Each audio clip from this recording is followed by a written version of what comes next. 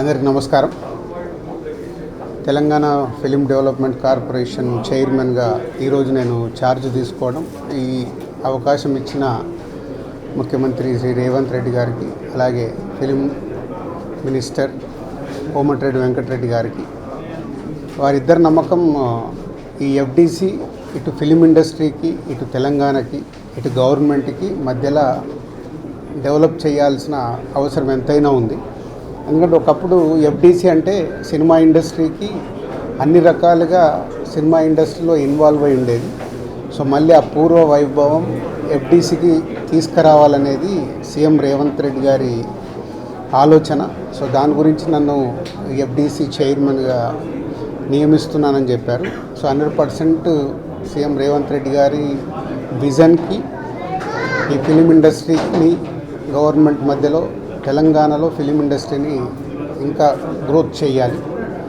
అలాగే తెలంగాణ ఇంతకుముందు తెలంగాణ తెలుగు సినిమాలకి, అలాగే ఇప్పుడు స్టేట్స్ సపరేట్ అయిన తర్వాత తెలంగాణలో తీసే సినిమాలకి ఎంకరేజ్ చేస్తూ ఈ సంస్కృతి, తెలంగాణ సంస్కృతిలో సినిమాలు వచ్చేలాగా ప్రయత్నం చేస్తూ తెలంగాణలో ఫిలిం ఇండస్ట్రీని గ్రో చేయాలి. అలాగే తెలుగు ఫిలిం ఇండస్ట్రీ ఇప్పుడు హైదరాబాదులో, మద్రాసు నుంచి హైదరాబాద్ వచ్చినప్పటి నుంచి ఎంతో తెలుగు ఫిలిం ఇండస్ట్రీ గ్రో అయింది. ఆ గ్రోత్ ఇంకా పెరిగేలాగా ఇండియన్ ఫిలిం ఇండస్ట్రీని కూడా హైదరాబాద్లో ఎన్నో షూటింగ్లు జరుగుతున్నాయి ఆల్ లాంగ్వేజెస్లో, అది ఇంకా గ్రోత్ అయ్యేలాగా ఈ ఫిలిం ఇండస్ట్రీకి హైదరాబాద్ బేస్డ్గా ఇండియన్ ఫిలిమ్స్ గ్రో అయ్యేలాగా చేయాలి. ఇలాంటి ఎన్నో ఆలోచనలతో సీఎం రేవంత్ రెడ్డి గారు ఈ ఎఫ్డిసి చైర్మన్గా నన్ను నియమించారు. సో ఫిలిం ఇండస్ట్రీలో ఇటు Telugu film chamber of commerce కానీ, అలాగే Telangana film chamber of commerce కానీ, ఫిలిం ఇండస్ట్రీకి కావాల్సినవి గవర్నమెంట్ నుంచి ఏమేమి పనులు చేపియాలి, ఏమేమి చేయాలని ఎఫ్డిసి వారధిగా ఉంటూ అటు ఫిలిం ఇండస్ట్రీకి, ఇటు గవర్నమెంట్కి, ఇటు ఫిలిం ఇండస్ట్రీ అంటే ఇక్కడ తెలంగాణలో ఉన్న ఎగ్జిబిటర్స్ వాళ్ళకి ఎన్నో సమస్యలు ఉన్నాయని చెప్తున్నారు.